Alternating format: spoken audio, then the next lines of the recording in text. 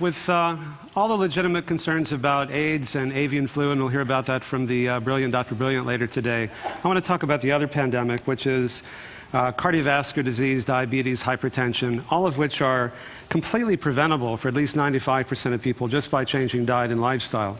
And what's happening is that there's a globalization of illness occurring. That people are starting to eat like us and live like us and die like us. And in one generation, for example, Asia has gone from having one of the lowest rates of heart disease and obesity and diabetes to one of the highest. And in Africa, cardiovascular disease equals the HIV and AIDS deaths in most countries. So there's a critical window of opportunity we have to make an important difference that can affect the lives of literally millions of people and practice preventive medicine on a global scale. Heart and blood vessel diseases still kill more people, not only in this country, but also worldwide than everything else combined, and yet it's completely preventable for almost everybody.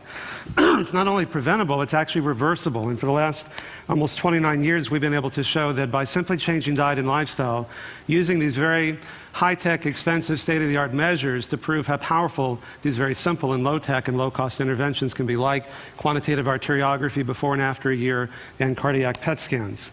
We showed a few months ago, we published the first study showing that you can actually stop or reverse the progression of prostate cancer by making changes in diet and lifestyle. And 70% regression in the tumor growth or inhibition of the tumor growth compared to only 9% in the control group. And in the MRI and the MR spectroscopy here, the prostate tumor activity is shown in red. You can see it diminishing after a year. Now, there is an epidemic of obesity, 2/3 of adults and 15% of kids. What's really concerning to me is that diabetes has increased 70% in the past 10 years, and this may be the first generation in which our kids live a shorter lifespan than we do. That's pitiful, and it's preventable.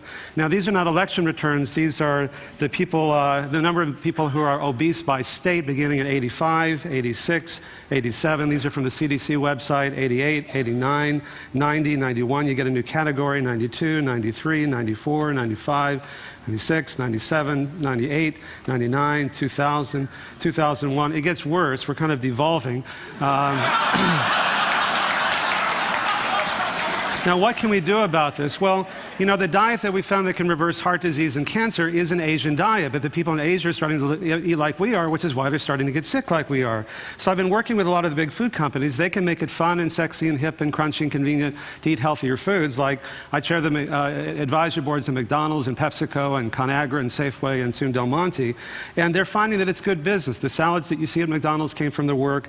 They're going to have an Asian salad. At Pepsi, 2/3 of the revenue growth came from their better foods. And so if we can do that, then we can free up resources for buying drugs that you really do need for treating AIDS and HIV and malaria and for preventing avian flu. Thank you.